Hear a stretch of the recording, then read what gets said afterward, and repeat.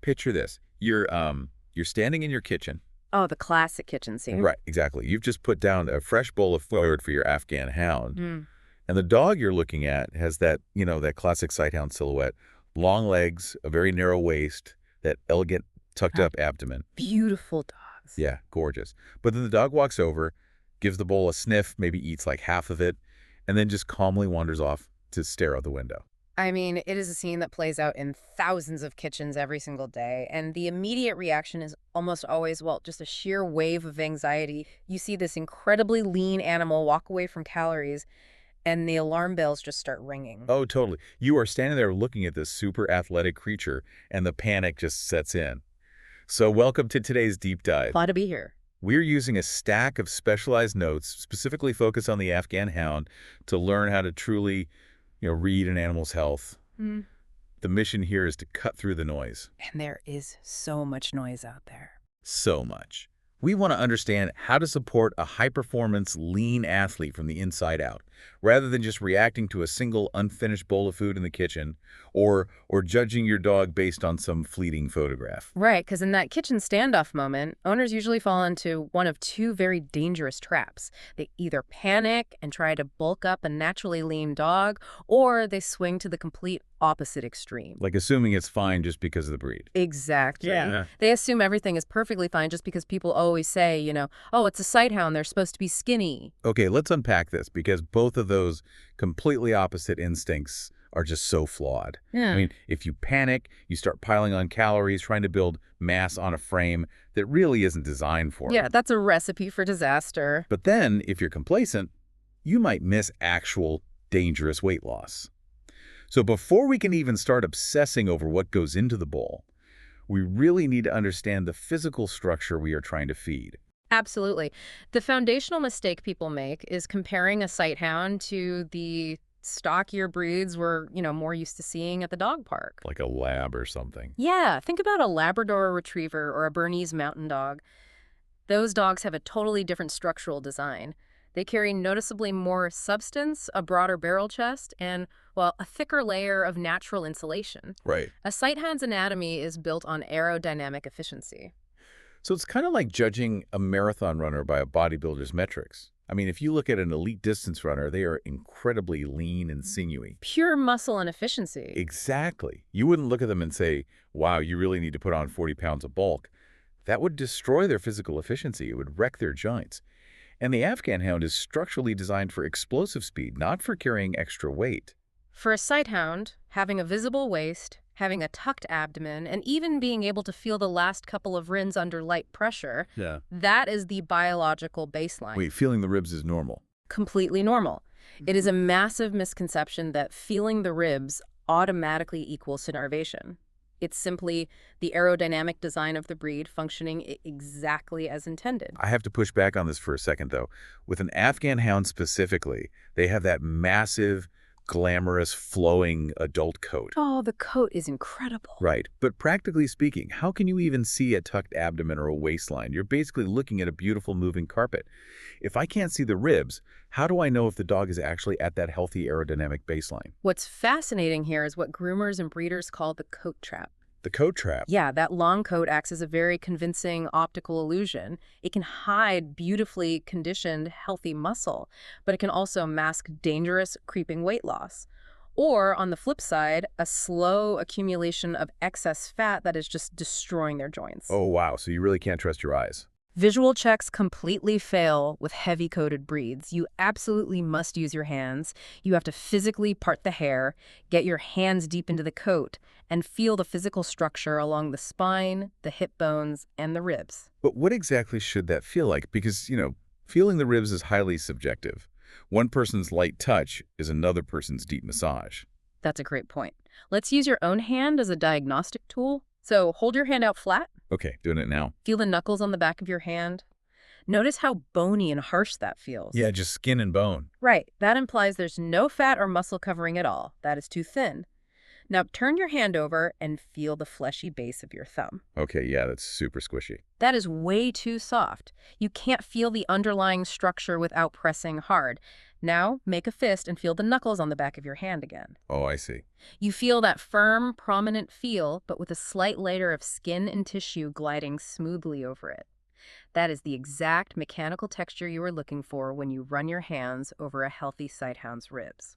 That is such a brilliant physical metric. I love that. So the takeaway for you listening to this is that you aren't just looking for one perfect measurement on one specific Tuesday. You are looking for a trend over time. Exactly. Trends are everything. Is the top line muscle staying firm week over week? Is the waist consistent month to month? Health is really about physical trends. And if we look at the biology of how a dog develops, the most critical trend line of all starts during their growth phase. The way that adult frame is built determines how it will function for the rest of the dog's life. Which brings us to puppies. I'll admit there is a huge temptation when you have a lanky, kind of awkward-looking Afghan Hound puppy to just push extra calories. It's human nature. It is. They look so fragile, and our instinct just tells us to feed them until they look big and strong. But that instinct is biologically backward. Pushing extra calories on a lean puppy to make it grow faster does not build a stronger adult. Oh, really? No, think about the mechanics of bone growth. A puppy's skeleton is actively under construction. Their open growth plates are essentially like wet concrete. Oh, that's a good way to picture it. If you put a heavy load, in this case unneeded fat, on that foundation before it cures, it sets permanently crooked. You are applying sheer mechanical stress to joints that are not fully formed. So you're basically setting them up for a lifetime of orthopedic issues just to make yourself feel better about their weight in the short term. Unfortunately, yes. I know specialized puppy diets are supposed to help with this, but what is actually happening mechanically with those diets? I hear a lot about calcium to phosphorus ratios. Why does that ratio even matter? It matters because calcium and phosphorus actually compete for absorption in the dog's intestinal tract. Wait, they compete? Yeah, they are biologically linked. Yeah. If a diet has too much phosphorus, which can happen really easily if someone is just feeding high amounts of meat without balancing it, the phosphorus essentially locks out the calcium. Oh, wow. And the dog's body still needs calcium to function, right? So it starts leaching it directly out of the puppy's developing bones, leaving that skeletal framework incredibly weak and prone to fractures or deformities. Here's where it gets really interesting, because you walk into a pet store or you go online and you are immediately bombarded by marketing that just completely ignores that kind of biology. Oh, the marketing is relentless. It's deafening. You have grain-free, raw, fresh, freeze-dried boutique brands. Yeah. And every single bag claims it is the ultimate ancestral, biologically perfect choice. The marketing is honestly built to trigger guilt. It makes you feel like if you don't buy the most exotic protein source available, you are failing your dog. Yeah. But the format of the food and the price tag on the bag are not the metrics that matter. Right. The true test of a diet is your dog's actual biology. Your dog's body is the ultimate laboratory. It doesn't care about the font on the bag. Exactly. The primary focus has to be nutritional completeness and individual tolerance. You could feed the most expensive boutique freeze-dried food on the market, but if your dog has, erratic energy, chronic loose stool, or poor coat condition, their biology is telling you that the food is failing to deliver usable nutrients. And long-term sustainability really matters too. If a diet is so complicated or expensive that you are constantly stressed about providing it, you're going to make mistakes. Yeah. Especially with homemade or raw diets. Yes, direct veterinary guidance is absolutely vital if you go the homemade or raw route, because of what we just discussed with competing minerals like calcium and phosphorus, or trace minerals like zinc and copper. It's like a chemistry set. It really is. It is incredibly easy to accidentally create severe nutritional deficiencies if you are just guessing or following some random internet recipe. You need a veterinary nutritionist to mathematically ensure that diet is balanced. Okay, so let's assume you've done everything right. You've navigated the marketing. Yeah. You've selected a scientifically balanced, highly digestible food. You put it in the bowl, and we are right back to our kitchen standoff. The dreaded standoff. Yep. The dog sniffs it, looks at you, and just walks away. What is happening mechanically when a dog refuses a perfect diet? Well, this breed definitely has a reputation for being selective eaters, but we have to look at the physical mechanics before we just assume it's behavioral. Yeah. Selectivity is often a biological red flag. So before we assume the dog is just being a diva, we have to rule out the physical. Always. Like, are they walking away because they have a cracked tooth and the mechanical act of chewing hard kibble sends shooting pain into their jaw? Or is it mild digestive upset? Or even the environment. If it's 95 degrees outside, their metabolism slows down to prevent overheating, so they naturally suppress their own appetite. Oh, that makes total sense. Yeah. So always rule out the medical and the environmental. Yeah. But if the dog is perfectly healthy and just staring at the bowl, we often see owners fall into what I call the trap. Yes, the See trap. the leftover food, panic that the dog is starving, and immediately run out to buy a totally different brand. Or they start cooking chicken breasts to mix in. It's such a common reaction. I've totally fallen into the trap myself. Yep. And I know what happens next. It's like negotiating with a toddler.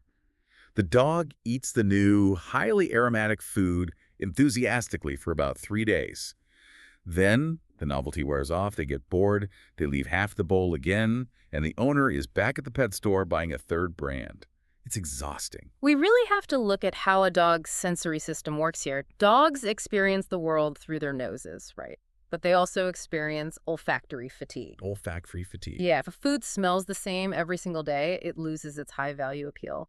When you introduce a new food or warm up some chicken, which releases the lipids and heavily coats the scent receptors, you get a temporary spike in interest. Oh, okay. But you haven't actually fixed the dog's appetite. You've just temporarily overwhelmed their nose. So you're inadvertently training the dog to hold out for a better sensory offer. You're creating a negotiation where the dog learns that walking away from vegetables, or kibble in this case, magically produces a cupcake 5 minutes later. Exactly. So how do we break that cycle biologically? It requires managing the environment. You offer the meal in a relaxed space. You give the dog a reasonable window to eat, say, 15 or 20 minutes. And if they don't eat? If they wander off, you pick the food up. You manage the leftovers rather than immediately tempting them with something flashier. A healthy dog will self-regulate and eat when their energy expenditure demands it. But there's a massive hidden culprit here that ruins that energy expenditure balance, and that's treats. Afghan hounds require a lot of training, and training usually involves a lot of high-value treats. We call this the hidden calorie economy. It's not just about the raw volume of calories, it's about how the body metabolizes them. How so? Well, if you are doing training sessions with high-fat, high-reward treats like cheese or hot dogs, you are drastically spiking the dog's blood sugar. Right, and when you spike the blood sugar with high-fat treats, the dog's body releases insulin, which blunts their actual biological hunger. So it completely makes sense that when dinner time rolls around and you offer them a bowl of complex proteins and carbohydrates, their body is signaling that it just doesn't need it. They've been riding a blood sugar roller coaster all day. If we connect this to the bigger picture, training doesn't always require an edible transaction. Food is not the only biological motivator. What else works for a sighthound? For a sighthound, the opportunity to run, to have some freedom in a secure space, or access to a sniffari where they can engage their brain by tracking a scent trail, those trigger massive dopamine releases in the brain. Oh, I love the term sniffari. It's great, right? You can reinforce behavior with environmental rewards, which preserves their appetite for nutritionally complete meals. That shifts the whole dynamic. You're using biology to your advantage instead of fighting it. But let's talk about what happens when owners get frustrated with the outside of the dog. Ah, the coat. Yep, they look at that famous Afghan Hound coat, they think it could be shinier or thicker, and they head straight to the supplement aisle looking for a shortcut. The supplement myth is incredibly pervasive. People really want a miracle oil that will instantly produce a show-stopping coat. Who wouldn't? Right, but the reality is there is no single ingredient that magically builds hair. The coat is basically a metabolic barometer. It reflects the dog's overall systemic health. It's just a mirror. You can't pour salmon oil on a dog's dinner and expect it to fix a fundamental lack of high-quality amino acids in their diet. A great coat requires appropriate fats, hydration, solid parasite control, and actual physical grooming to stimulate the hair follicles. And, a decent-looking coat doesn't even guarantee perfect internal health. It's just one data point.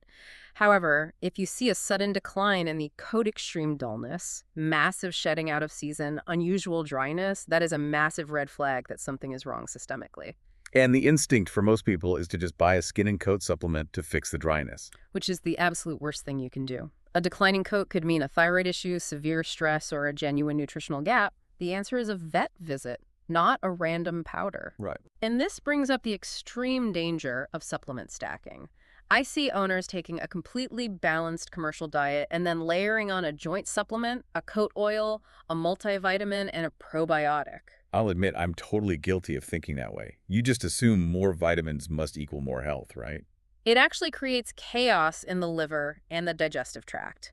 Certain vitamins, like A, D, E, and K, they are fat soluble. Meaning they don't just flesh out. Exactly. The dog doesn't just pee out the excess. Those vitamins accumulate in the liver and can quickly reach toxic levels.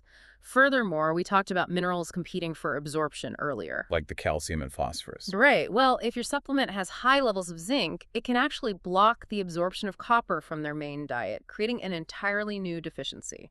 You should never add supplements without veterinary guidance mathematically tailored to your specific dog. Wow. So we've spent all this time talking about how to fuel a massive metabolic engine. But what happens to all those calories when the engine inherently starts to slow down at a cellular level? As this lean athlete ages, we have to pivot our strategy. Caring for a senior sighthound requires incredibly sharp observation. There is a deeply ingrained belief that the moment a dog turns 7 or 8, they automatically need to be switched to a dramatically lower protein senior diet. Wait, I'm genuinely confused by that. Every single commercial for senior dog food talks about protecting an older dog's kidneys by feeding them low-protein diets. Are you saying we should actively ignore that advice? Yes, unless there is a diagnosed clinical medical condition like chronic kidney disease where the kidneys literally cannot filter the byproducts of protein. Breakdown, dropping the protein too much is actually harmful. Really? Yes, older dogs are prone to a condition called sarcopenia, which is age-related muscle loss. So their body starts breaking down its own muscle tissue because it's not getting enough amino acids from its food. That is exactly what happens. To preserve their muscle mass, which, remember, is the only thing keeping them mobile and supporting their aging joints, they actually require highly digestible, excellent quality protein. So if you just buy a generic bag that says senior, you might be snarving their muscles to fix a kidney problem they don't even have. Precisely. You need to focus on your individual dog's muscle condition. And we really have to circle back to dental comfort here. If your older dog is suddenly taking forever to eat, dropping kibble on the floor, or chewing on just one side of their mouth, they are becoming a picky senior. No, they're likely in excruciating pain from a decaying tooth. Routine veterinary checks are just so vital.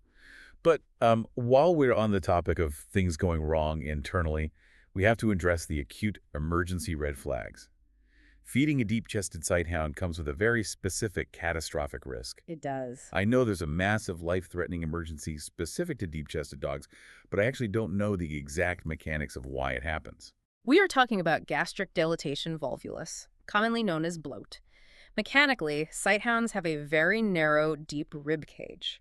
This creates an anatomical void in the abdomen. Okay, an anatomical void. Yes. And if you pair a large, heavy meal with an intense burst of speed or vigorous exercise, that heavy, gas-filled stomach acts like a pendulum on a swing inside that void. Oh, wow. So if they sprint, that pendulum swings too far. It swings too far and literally flips over on itself. Oh, my. It twists the esophagus shut at the top, and it twists the intestines and the blood supply shut at the bottom. Gas continues to build, but it cannot escape. The stomach swells rapidly, cutting off blood flow to the major organs, sending the dog into severe shock.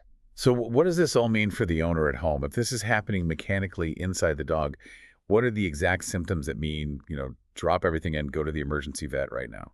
You are looking for sudden, noticeable abdominal swelling just behind the ribs. You are watching for repeated, unproductive attempts to vomit. Like they're gagging. They are gagging or retching hard, but nothing is coming up because the stomach is literally twisted shut. You will see obvious severe distress. They can't get comfortable. They are panting heavily, or you might see sudden, profound weakness and collapse. That is terrifying. It is. If you see these signs, you are not waiting to see if they feel better in an hour. You are in a race against time. Get to a vet immediately. That pendulum visual is so scary. Yeah? But it is so important to understand the mechanics, so it's just hardwired into your brain. It really all comes down to observation. The real skill of managing an Afghan hound isn't memorizing 50 different dog food brands. It's observation over time. We always recommend keeping a simple running record. Track their food intake, track the hidden calorie treats, log their weight, and those hands-on knuckle checks we talked about. Right. Note their stool quality, their appetite, and any changes in coat texture. Because when you do that, you turn vague, kitchen panic feelings into hard, actionable data that your vet can actually use to diagnose a systemic issue. This raises an important question, really the ultimate takeaway from all this. How do you know when to genuinely worry? Exactly. A simple running record is the only way you can definitively tell the difference between a dog that just casually decided to skip half a meal because their blood sugar spiked from too many training treats versus a dog that is refusing food because they are clinically weak, in pain, or internally unwell. Hard data removes the panic. It gives you a baseline for normal, so the abnormal stands out instantly. We've spent this entire deep dive learning exactly how to fuel this high-performance engine, and we know this breed was built to translate all that careful nutrition into explosive movement. Absolutely. But I want to leave you, the listener, with something to chew on before you take your dog out for their next run. We talked about how the environment affects their appetite, but imagine taking a finely tuned, high-performance sports car out onto a track for it, but it's the absolute wrong weather condition. Oh, interesting. You now know exactly how to manage your dog's calories in the kitchen. But how does the temperature outside, say, extreme summer heat or a brutal freezing winter day, completely change the way that heavy-coated body burns those calories during a sprint? Does extreme weather out there rewrite all the metabolic and nutritional rules we just learned in here? How does the environment hijack the metabolism? That is a fascinating piece of the biological puzzle to mull over as you watch them run. It is a phenomenal question that proves there is always more to learn about the mechanics of these incredible animals. Thank you so much for joining us on this deep dive. Keep staying curious, keep observing, and keep learning about the amazing animal right in front of you. And remember, you can keep your dog's health records, dietary changes, and those all-important physical trends organized by using the Vital Pet app. You'll find the download link right in the show description. This podcast is for educational purposes only. If you're concerned about your dog's health, always consult your veterinarian.